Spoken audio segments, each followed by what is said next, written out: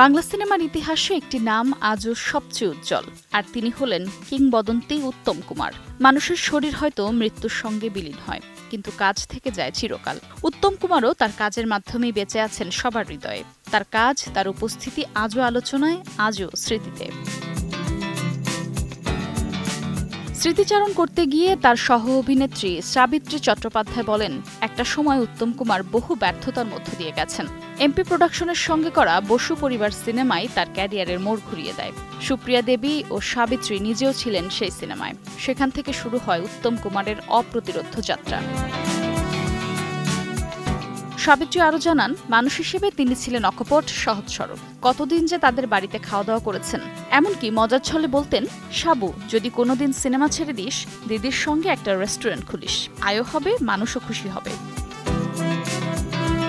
তবে আলোচনার বাইরে ছিলেন না এই মহানায়ক।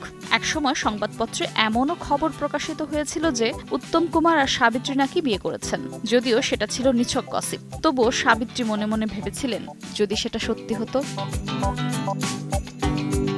আজ এত বছর পরও সাবিত্রী স্বীকার করেন, এমন জুটি আর হবে না, এমন অভিনেতাও আর জন্মাবেন না। সময় হয়তো পাল্টেছে, প্রজন্মও বদলেছে, তবু কিছু মানুষ তাদের কাজের মাধ্যমে বেঁচে থাকবেন অনন্তকাল। আফরোজা মৌটুসী, সময় সংবাদ।